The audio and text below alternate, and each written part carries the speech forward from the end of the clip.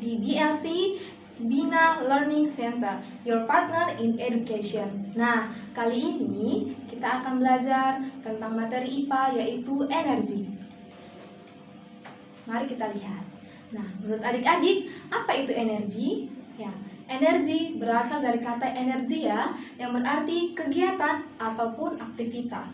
Contoh-contoh energi ada berjalan, bermain bola, atau bahkan belajar. Banyak energi yang ada di muka bumi ini. Jadi, energi adalah kemampuan untuk melakukan usaha atau kerja. Nah, menurut adik-adik, apa-apa saja bentuk energi? Nah, yang pertama yaitu ada energi kimia. Energi kimia adalah energi yang tersimpan dalam bahan kimia. Nah, energi kimia ini banyak bersumber dari makanan, ada dari bahan bakar, ada dari api, atau dari baterai. Nah, yang kedua ada energi kinetik.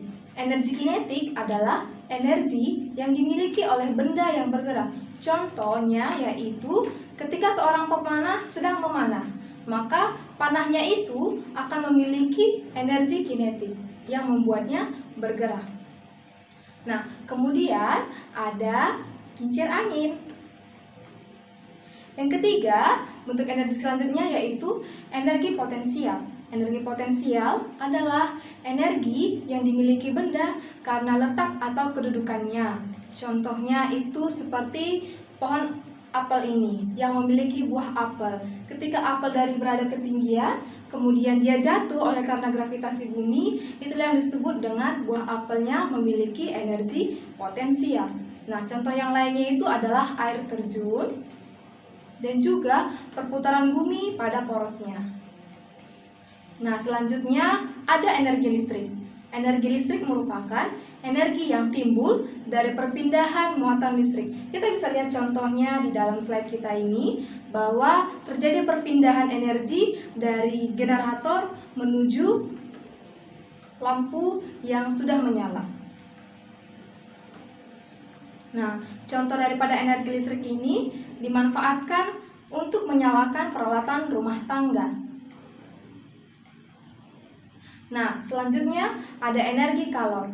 Energi kalor merupakan energi yang dapat mempengaruhi suhu, volume, ataupun wujud dari suatu benda. Contohnya adalah setrikaan listrik ini. Nah, setrikaan listrik ini memiliki energi kalor yaitu berupa panas yang pada awalnya dia dalam bentuk energi listrik. Kemudian ada hair dryer dan ada juga sinar surya. Nah, yang keenam ada energi cahaya. Energi cahaya yaitu energi yang menghasilkan cahaya atau terang. Nah, energi cahaya ini bersumber yang terbesar adalah sang surya atau matahari. Lalu ada api dan yang ketiga yaitu ada bola lampu. Nah, kemudian yang ketujuh ada energi bunyi. Energi bunyi yang merupakan energi yang dihasilkan oleh getaran suatu benda. Nah, contohnya ketika adik-adik memukul meja atau memukul alat musik, ketika adik-adik bernyanyi atau sedang berbicara seperti ini.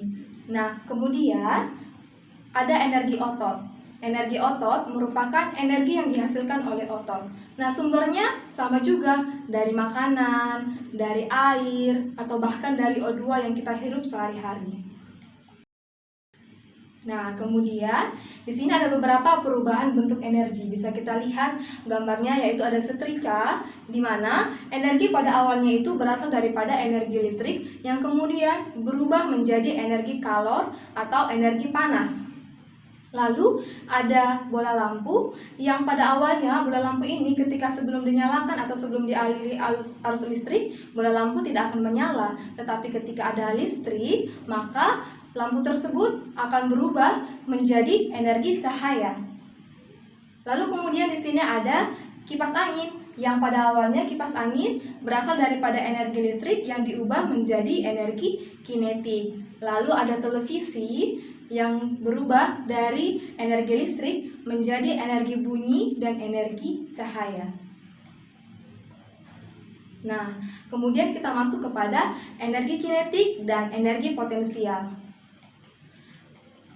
Apa itu energi kinetik? Nah, tadi sudah kita bahas di pembahasan sebelumnya bahwa energi kinetik merupakan energi yang dimiliki oleh benda yang bergerak. Seperti itu ya. Jadi, di sini bisa kita lihat bahwa ada rumus dari energi kinetik, yaitu EK sama dengan setengah M kali V kuadrat, di mana EK merupakan energi kinetik benda dengan satuan Joule, M merupakan massa benda dengan satuan biasanya kilogram, lalu kemudian ada V yang merupakan kecepatan dari suatu benda. Ya, kita masuk kepada contoh soalnya. Nah, misalnya ada seorang atlet loncat yang memiliki massa 50 kg dan meloncat dengan kecepatan 2 meter per sekon. Nah, hitunglah energi kinetik yang dihasilkan oleh atlet tersebut. Maka kita akan menyelesaikan soalnya, yaitu yang kita ketahui bahwa massa dari si atlet itu merupakan 50 kg dan kecepatannya 2 meter per sekon. Nah, ditanya adalah energi kinetik daripada si atletik tersebut. Lalu kita hanya memasukkan rumusnya saja, yaitu setengah mv kuadrat. Lalu kita mensubstitusi angka-angka daripada si massa dan si kecepatan dari si atletik. Maka didapatlah hasilnya 100 joule.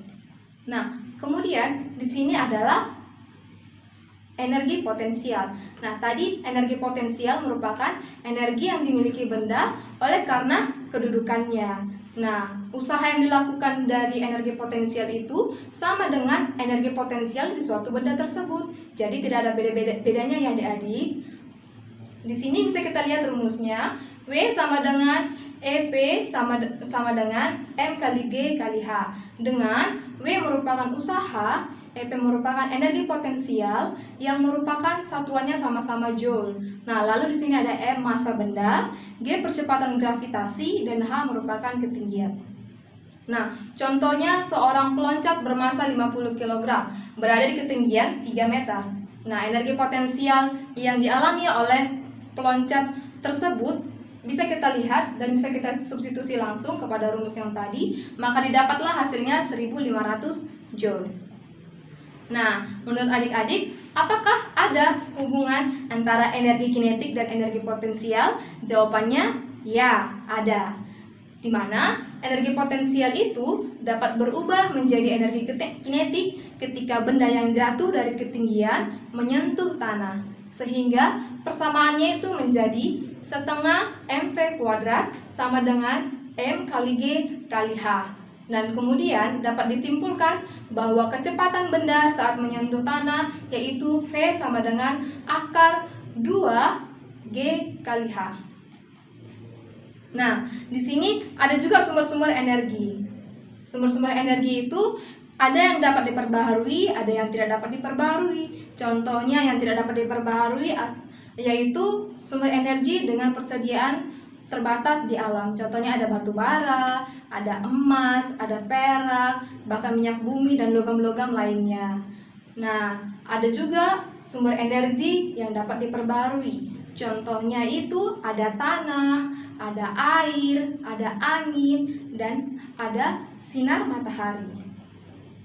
Nah, sekarang kita masuk kepada hukum kekekalan energi. Hukum kekekalan energi ini menyatakan bahwa energi tidak dapat diciptakan dan tidak dapat dimusnahkan. Energi hanya dapat berubah dari satu bentuk ke bentuk yang lain. Ingat ya adik-adik, jadi energi itu tidak dapat diciptakan atau tidak dapat dimusnahkan. Contohnya seperti yang sudah ada di slide ini. Mulai dari matahari sebagai sumber energinya, kemudian berpindah kepada tumbuhan, kemudian berpindah lagi kepada si hewan, dan kemudian terakhir berpindah kepada manusia. Lalu di sini jumlah energi seluruhnya selalu konstan walau terjadi perubahan energi dari bentuk ke satu ke bentuk yang lainnya. Nah, hukum kekalahan energi ini juga berlaku pada energi mekanik, di mana energi mekanik itu merupakan hasil dari penjumlahan energi kinetik dan energi potensial. Dapat kita lihat rumusnya seperti slide ini, yaitu EM sama dengan EK ditambah EP, dengan EM merupakan energi mekanik. Baiklah, cukup sekian pelajaran kita kali ini. Semoga ilmunya dapat bermanfaat. Sampai jumpa kembali di pertemuan kita selanjutnya. Tetap di BLC, Bina Learning Center, your partner in education. Sampai jumpa.